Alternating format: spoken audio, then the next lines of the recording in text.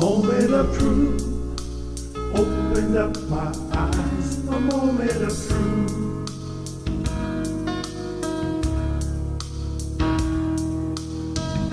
A moment of truth, like the sunrise. A moment of truth.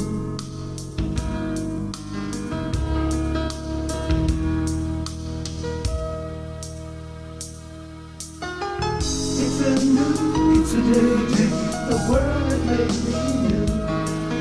My life is better. I finally found my way. A moment of truth made me realize. A moment of truth.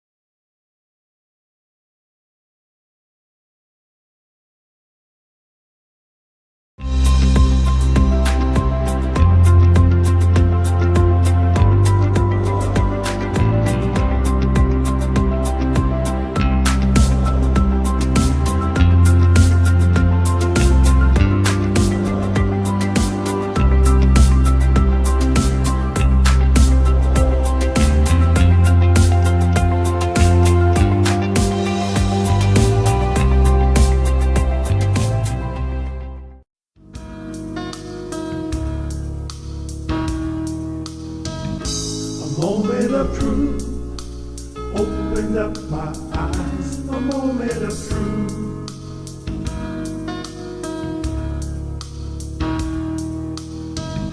A moment of truth, like the sunrise. A moment of truth.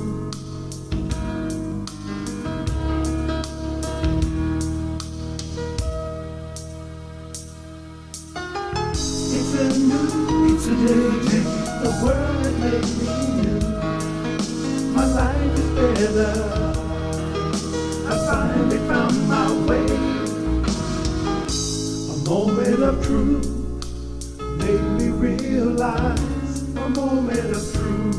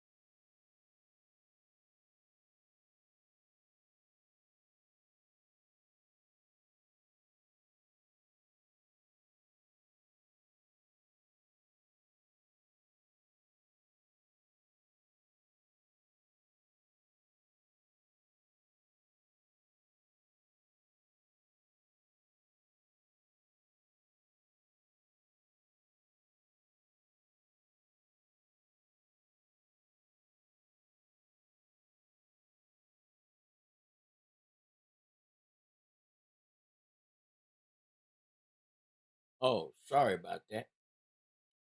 I don't know why that sound button was off. I apologize, y'all. I done said a whole lot. But let me back up because, man, I talked. Oh, okay. Go back. Thank you, sir. All right. I've been talking all this time and the sound, the mic was off. I just turned it back on. All right. Let's see. Good. Someone's on Facebook. All right. Well, let's go back. Verse 6 and 7. Okay. Forsake her not, she shall preserve thee. Love her, and she shall keep thee. Wisdom is the principal thing, therefore get wisdom. And with all thy getting, get an understanding. Exalt her, and she shall promote thee. She shall bring thee to honor, and thou dost embrace her. She shall give to thine head ornament of grace, a crown of glory shall she deliver in thee. So here he is saying wisdom would protect and watch over him. And it's personified in those 4 verses 6 through 9. And last chapter, wisdom was personified as Christ. Now, he is perfect wisdom. Well, we got that from Proverbs 1 and 7. The fear of the Lord is the beginning of knowledge, but fools despise wisdom and instruction. Now, some would reject this identification of wisdom with Christ because now here he is referring to wisdom in the female gender. It's saying here, and you see this throughout this interchangeable reference. So, because wisdom is addressed throughout Proverbs as though it is a woman, does this then reject that wisdom should be equated with Christ? Absolutely not. Now, why? Because the gender doesn't determine the symbol or the type.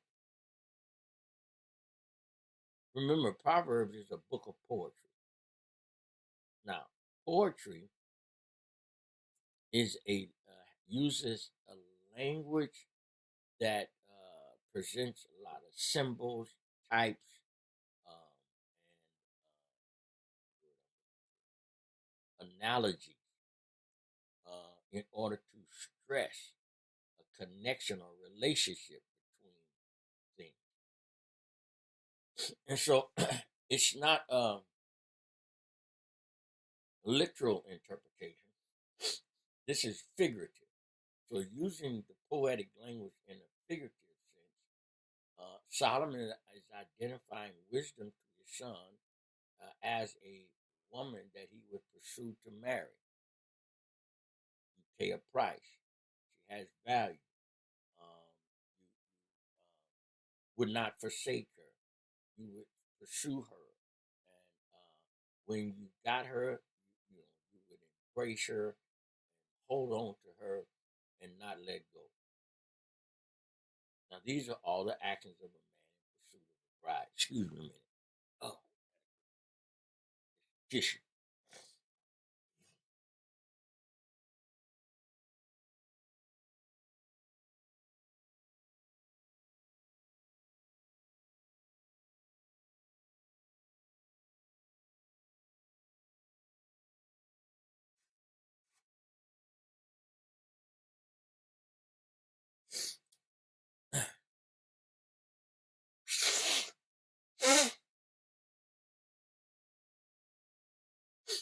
All right. Sorry about that. So, this is an analogy, or using an analogous description and type in order to convey a message. And so Solomon will expand on this in chapter 8. But here he's simply repeating the advice that his father gave him uh, as a young man. And that in return for loving then she would guard or watch over him. Let's go back chapter 2 and 8. Listen how he speaks of wisdom here. He keeps the paths of judgment and preserve, well, this is God, and preserve the way of his saints. Then in 11, discretion shall preserve thee, understanding shall keep thee. So, wisdom then is presented as the ultimate possession. Everything about the success of your life is hinged or based upon it being on the foundation of wisdom and understanding. And then,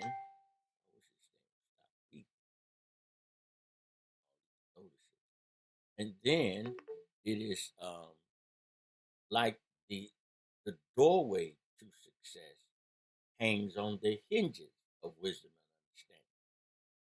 So the building is built on your life, built on the foundation. Its success built on the foundation of wisdom. The doorway in and out of your success that opens the door and closes, those doors are what? Mounted on the hinges of wisdom and understanding. And so wisdom then is the ultimate possession in life.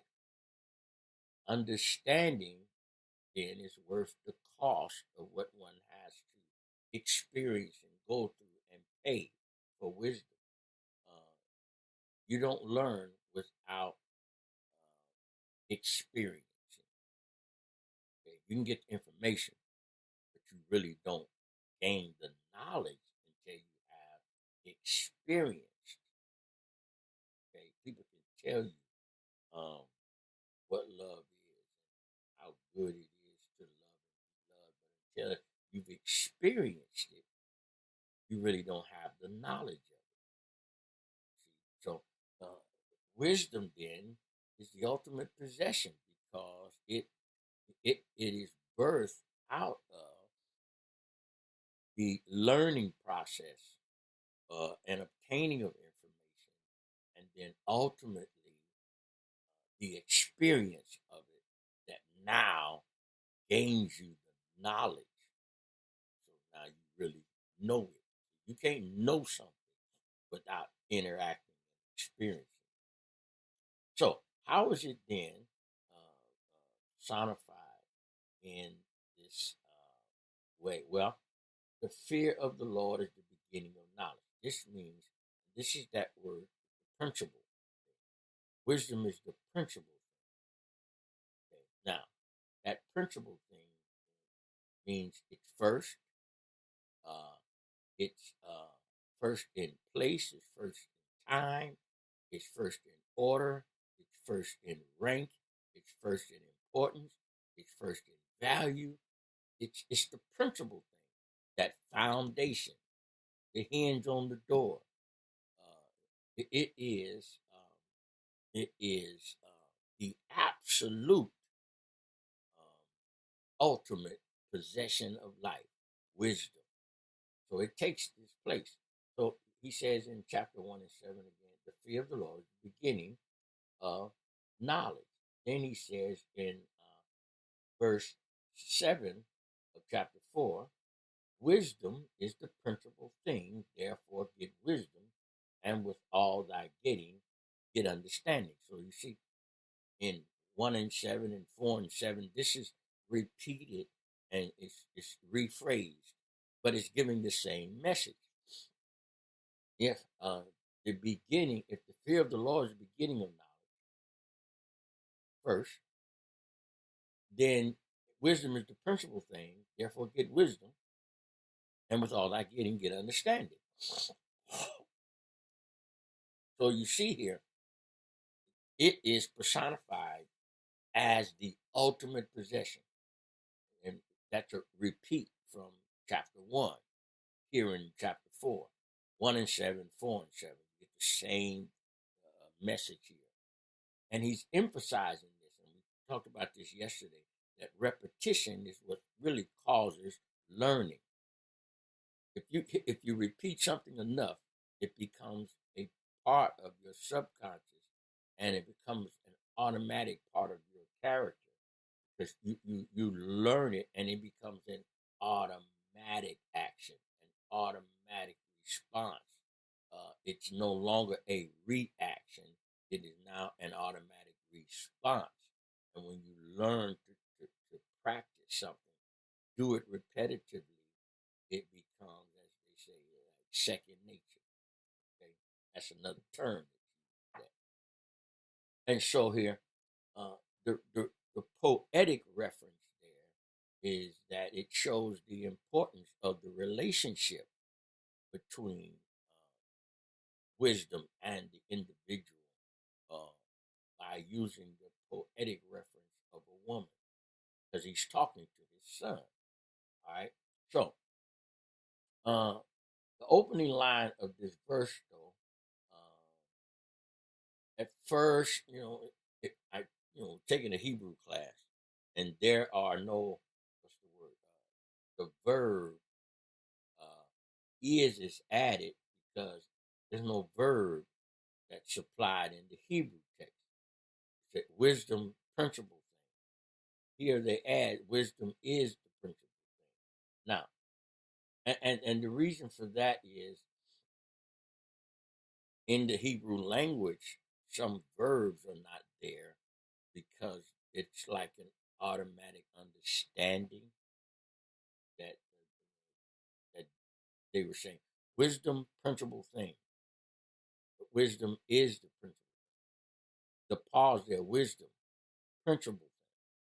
So and it's inferred that in the English language, though, got to make it plain. Wisdom is the principal thing. Now, so wisdom then is the most important component and chief aspect of your life. Now, the beginning of wisdom is. Now, that's another translation. They translate that as the beginning of wisdom is. Get wisdom. Well, that's one translation. But this translation says that wisdom is the principal thing, therefore get wisdom. And with all that getting, get understanding.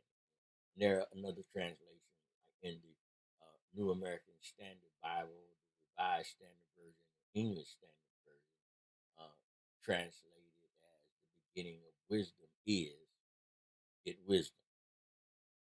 Now, there are many ways you can convey this, but the point is to make it, to really emphasize the importance of wisdom being the foundation of your life.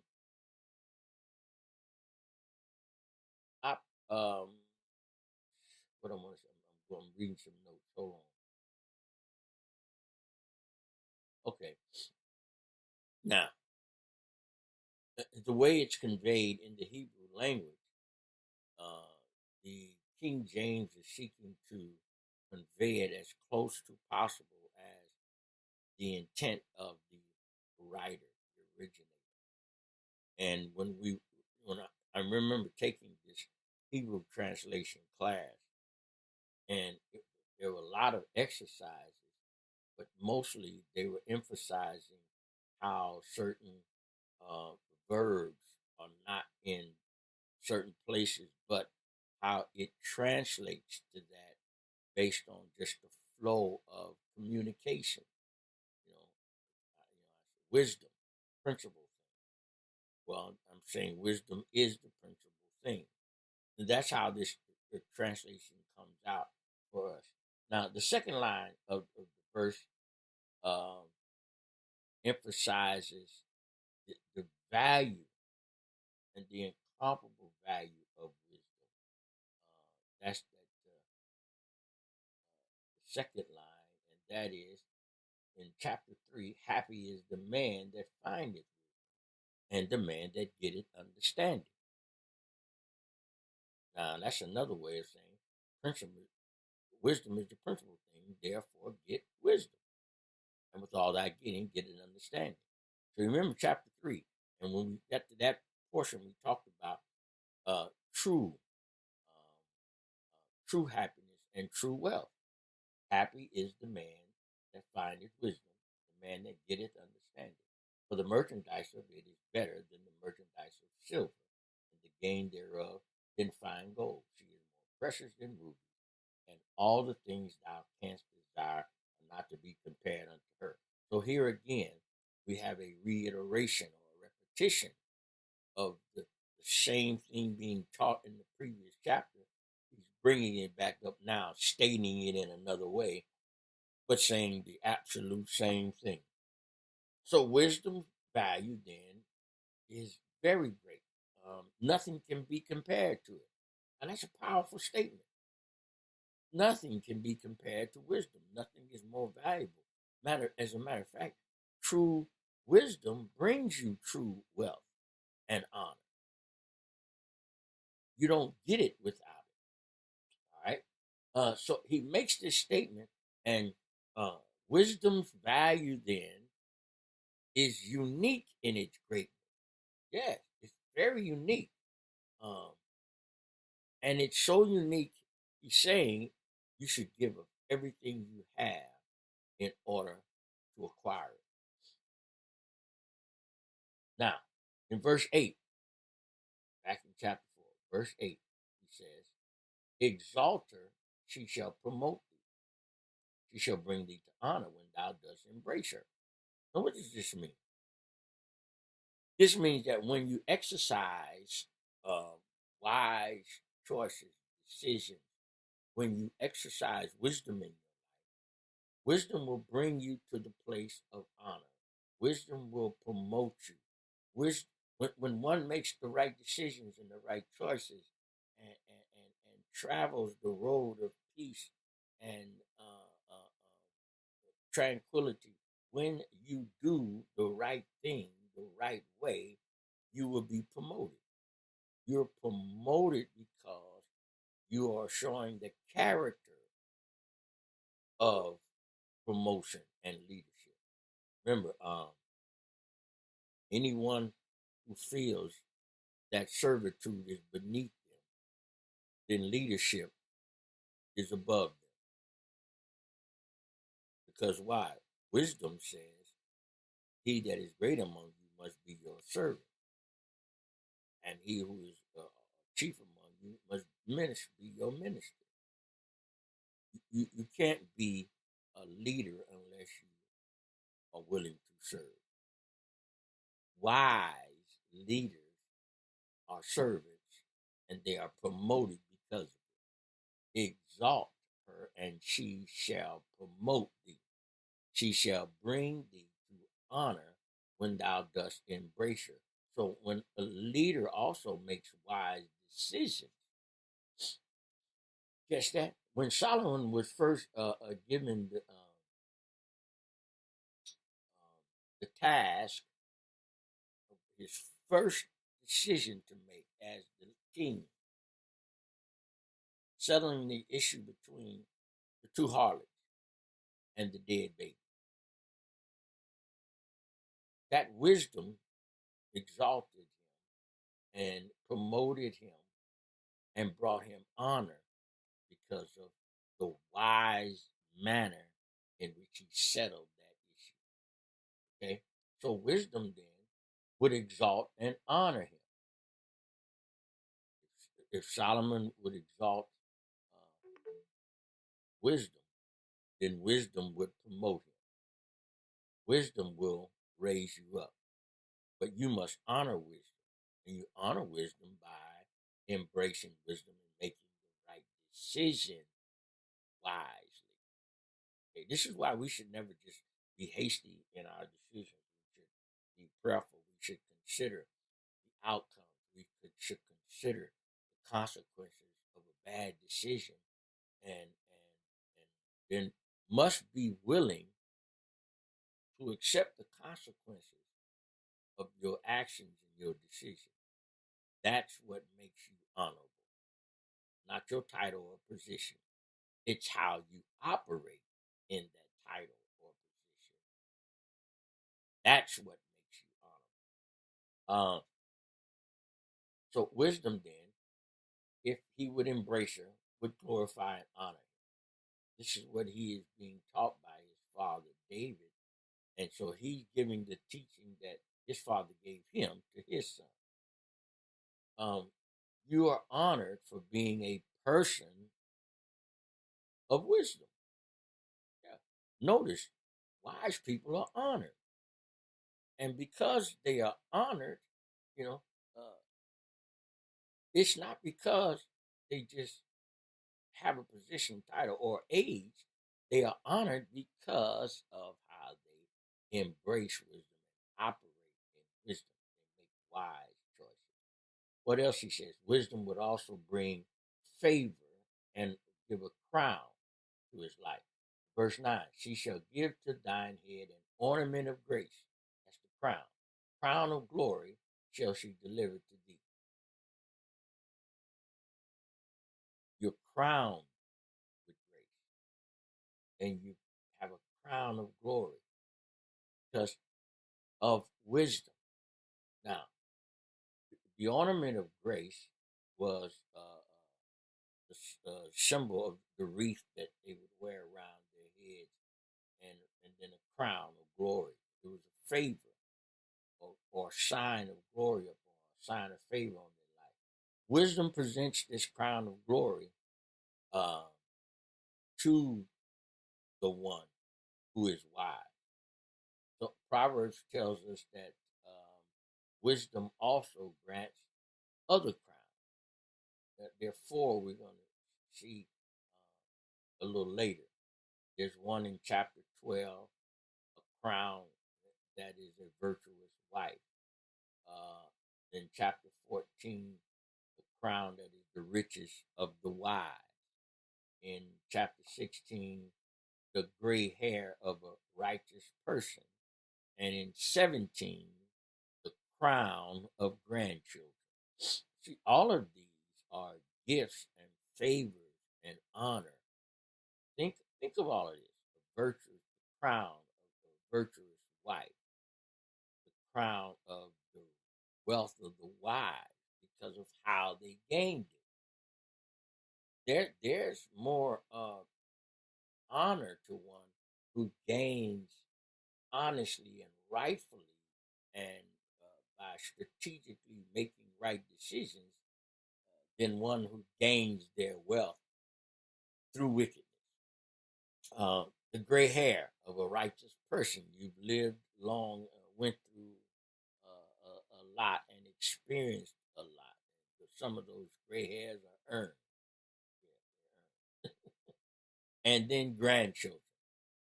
The glory and crown of one is to have grandchildren.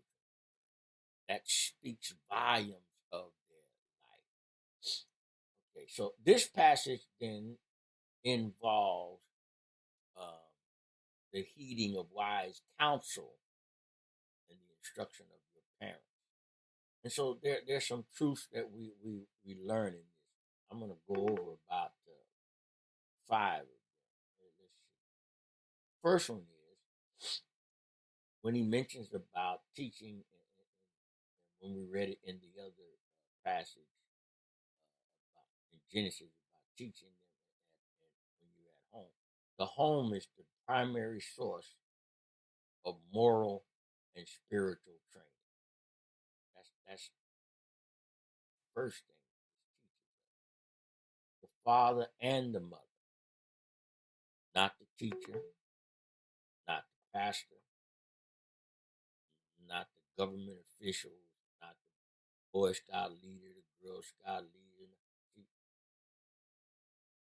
Too often in this generation, parents rely on outsiders more than they should because their principal training should come from within the home.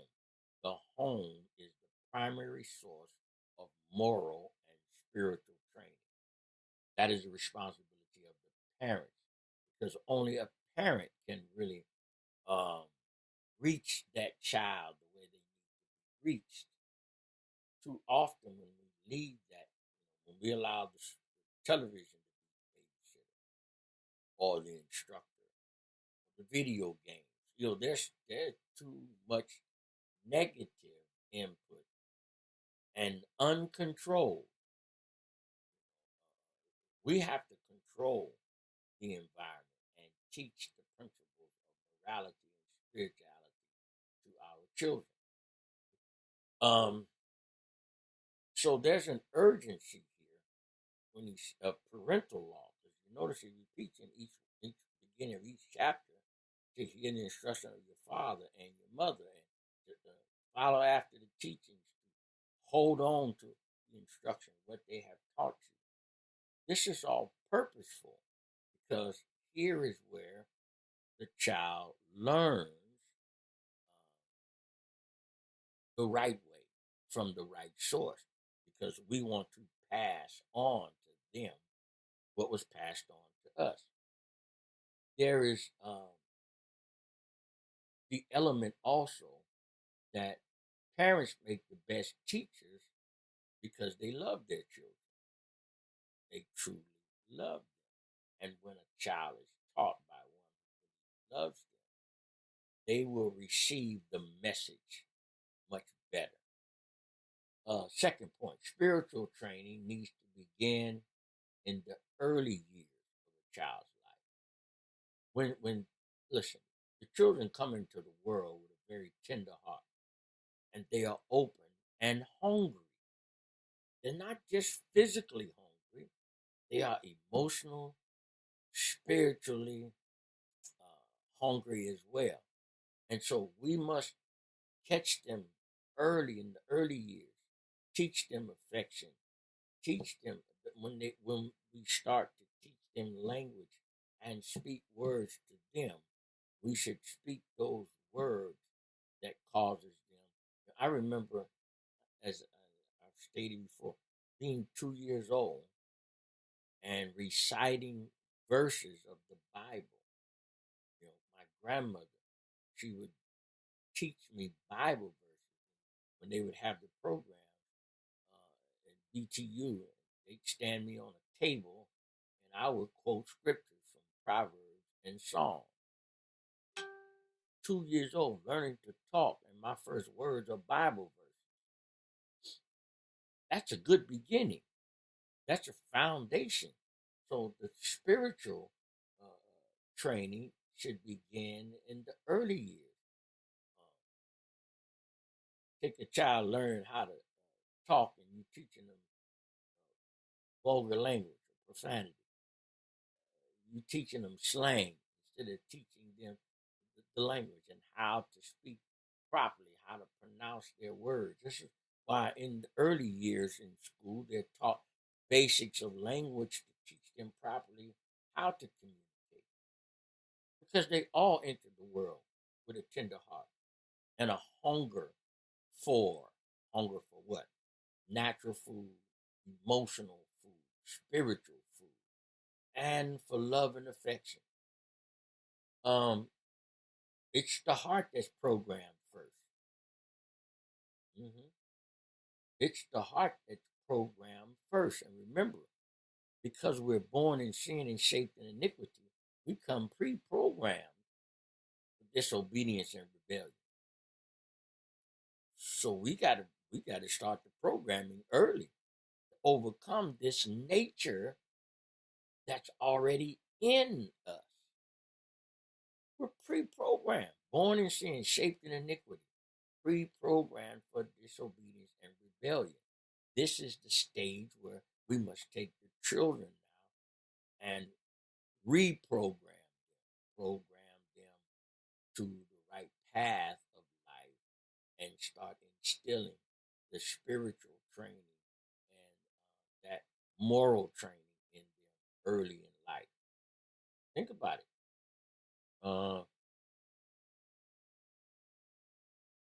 Children try to get their way.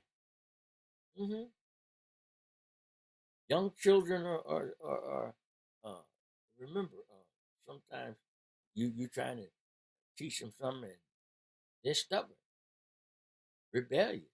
They want to have their way. No, mine, no. They don't want to cooperate. So We have to reprogram early. If you allow it to continue without putting it in check early, they'll grow up, and then you will be um, embarrassed or find yourself in a situation where now you're fighting with your child to be obedient because you allowed certain things to take place when they were younger. You know how they say, "Oh, that's so cute." No, it's not cute. Trust me, it's not cute. And in a few years, you're gonna see how cute it isn't. So when the child tries to get their way, then the parent then must impress upon them the importance of discipline and the importance of what's the word I'm looking for?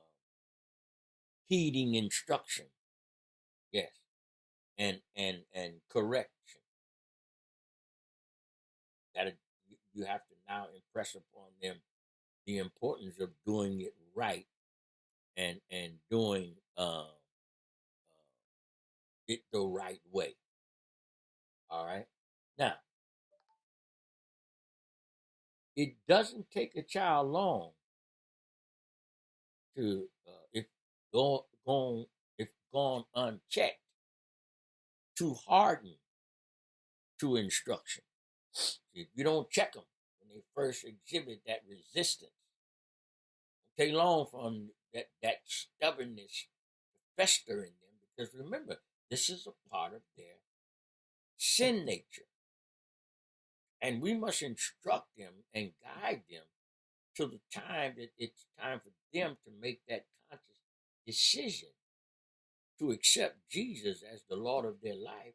We got to teach them the principles of what right living looks like and teach them those principles of wisdom and making good decisions. Because otherwise, listen, if you allow that hardness to fester, yeah, you're gonna be raising a problem of resistance and rebellion, and that's why we must use correction and discipline. If the child's will isn't trained early, uh, those toddler years, mhm, those are the crucial years in respect to them growing up right and you overcoming that rebellious nature. It's those crucial, informative years, those influential years. And so we must take control. Remember, so uh, do not touch the horizontal, do not touch the vertical. We are in control of your television. Listen, you got to get in control of that toddler. Don't let that toddler, run the house. That's those are the years where you really see. They call it the terrible twos. Well, let's look at that for a minute. That's that developmental stage of a child's life where they are testing their will against yours. That's that nature of sin in them, that defiance, that rebellion. And they are testing their will against the will of the parent. This is why we must take control. Time for correction, time for instruction, time to teach. Yeah, you just can't, oh, that's cute. No, nothing cute about that. And so those are the crucial years. And then this is the time also when they are ripe for the planting of the seeds of discipline in their life, teaching them how to sit and be still and listen and learn and mind or hear the instruction. This is the time they should be taught that. Don't let them get out of control and start to exert their own will. Because, some of them will get, I've seen with kids that get so rebellious and they want to fight. They want to hit back. Yeah, because they're trying to exert their will. I had a little niece, and she was, she had that tough thing. Oh, she want to hit you. I looked at her one time and said, "Excuse me, you want to hit Uncle Harold?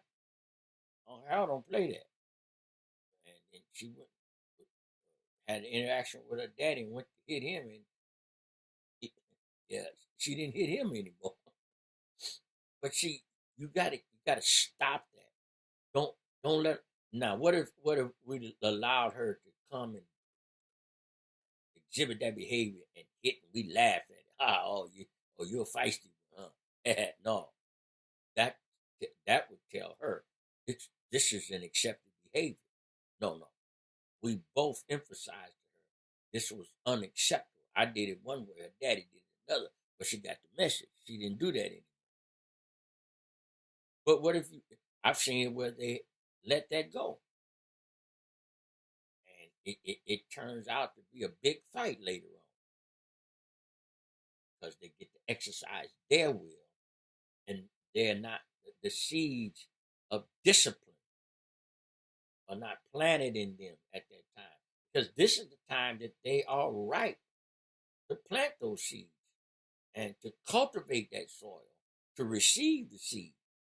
I'm using this analogy of plant. You got to cultivate that soil first. You got to let them know, this is not acceptable behavior. And then you've got to discipline them to do what is right, the right way. And you've got to sow that seed in them so that it becomes, that you sow it in their heart while it's tender and ready for planting, because it needs to take root. Otherwise, if you allow that heart to be hardened, it will become more of a challenge for you to root it out. That's the time to struggle, child, that you don't want to get. All right. Point number 3. A proud family heritage and a legacy of righteousness are very invaluable. In other words, if the child is brought up in that environment of spiritual heritage in the family and household, children are not just taken to church, but they are exampled even at home through their parents and older siblings what righteous living looks like and personifies, and they see the benefits in the lives of their parents and other siblings. That rich family heritage and legacy of righteousness becomes invaluable to that child. So it's not just taking them to church, okay, and having some verses read. There has to be a family heritage of righteousness and living right. And that should be a part of their environment. See, the village, this is where the village participates, but the village has to be righteous as well. Sad thing now, we're living in a world where the village has become dangerous because there are too many predators who have infiltrated the village and have damaged the innocence of our children. Yeah, we need to go back to the basics. Get this straightened out. So if we instill in our children the faith of their ancestors,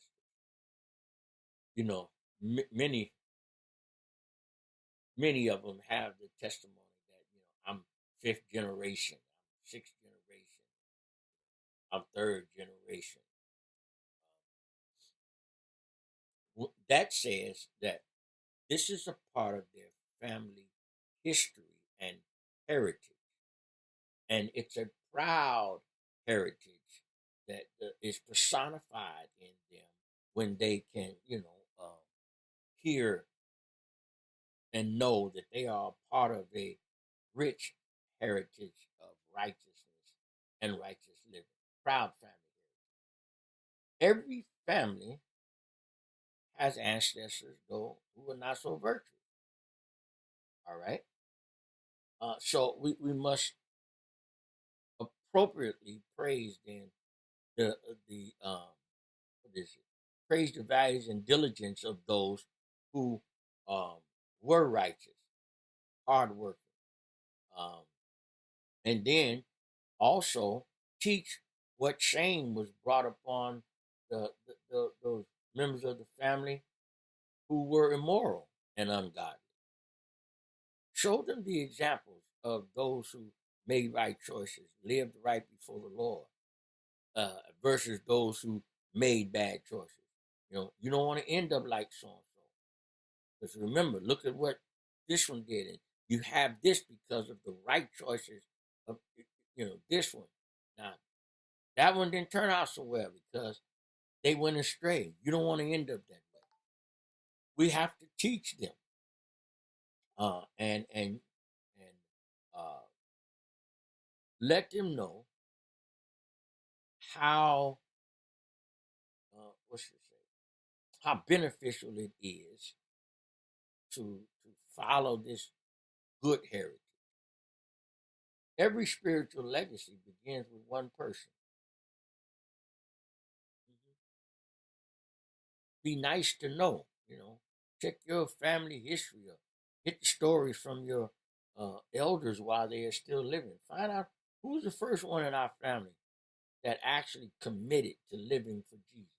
Who's the first one to come to Christ? Follow that person's life down through the generations to yours. Okay?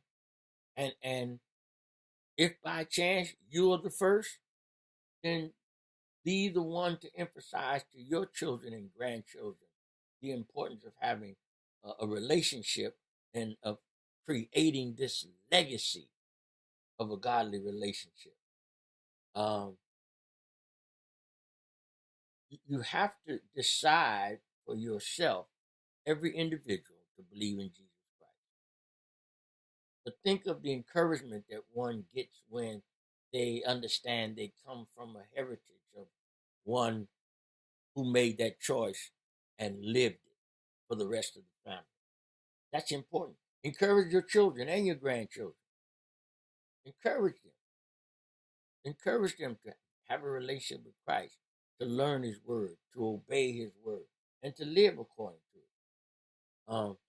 The Bible stories that are told to children are a great way to start introducing them to godly relationships and how these individuals in the stories developed their lives through godly relationships. It is very important that this be a part of their upbringing. And then I'm going to close with this. Get back to daily prayer for and with your children. Pray with them daily. Pray for them daily. And pray that as soon as they understand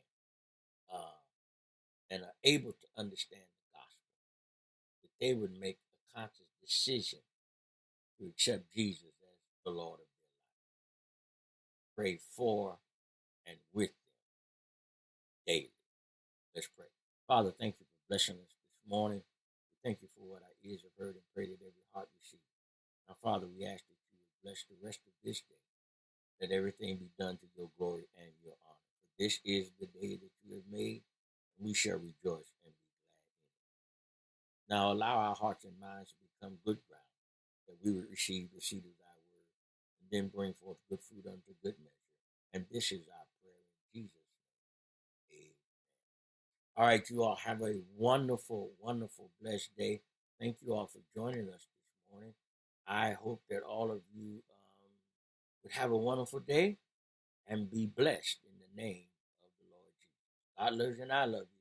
Not a thing you can do about it, but love me back. A moment of truth opened up my eyes. A moment of truth.